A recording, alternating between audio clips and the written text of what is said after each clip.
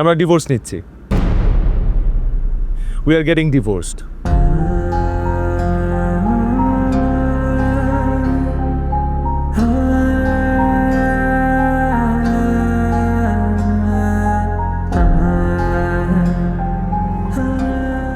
বিষয়টা তানিয়াও জানতো না, এই প্রথম জানলো এবং আপনারাও জানলেন সাথে সাথে।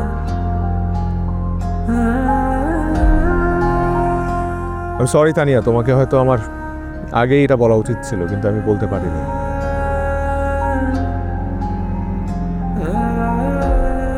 আমিও চেয়েছি সবার সাথে তুমি প্রথমবার এখানেই জানো। আমি আপনাদেরকে কিছু কথা বলতে চাই। আমরা না খুব ভালো ছিলাম, খুব সুখে শান্তিতে আমাদের দিনগুলো কাটছিল। আমাদের কাউকে নিয়ে কারো কোনো কমপ্লেন ছিল না, কিন্তু হুট করে ব্যাঘাত ঘটালেন আপনারা।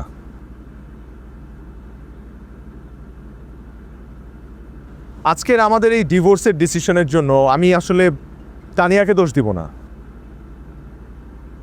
আমি আমার নিজেকেও দোষ দিব না। যদি দোষারোপ করতেই হয় তাহলে আমি আপনাদের প্রত্যেকটা মানুষকে দোষারোপ করব। আমি দোষ দিব আমার বাবাকে, আমার মাকে, তানিয়ার বড় বোনকে, তানিয়ার মাকে এবং আপনাদের সবাইকে। কারণ আপনাদের কারণেই আজকে এত বড় ডিসিশন নিতে আমরা বাধ্য হচ্ছি।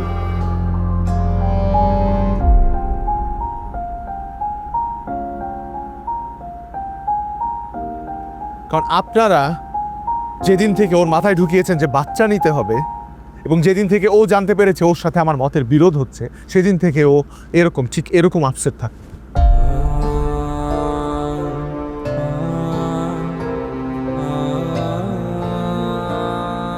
কিন্তু ও কিন্তু এরকম ছিল না। ও খুবই হাস্যোজ্জ্বল প্রাণবন্ত একটা মেয়ে ছিল। কিন্তু আমাদের রেগুলার ঝগড়া হতো এই বিষয় নিয়ে, রেগুলার।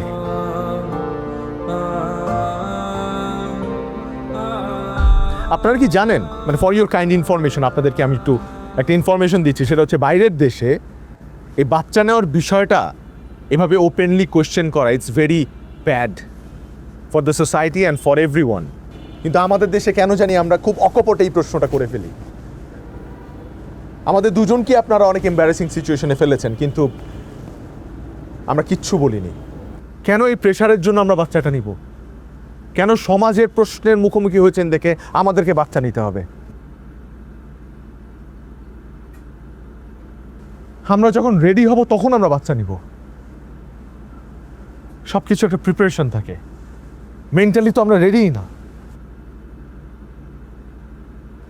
তাই আজকে সবাইকে ডেকে আমার কাছে মনে হয়েছে যে এটা ছাড়া আর কোনো উপায় নেই, বিকজ আমরা একে অপরের সাথে হ্যাপি নাই। আমরা প্রতিদিন ঝগড়া করছি, এভাবে তো থাকা যায় না এক ছাদের নিচে।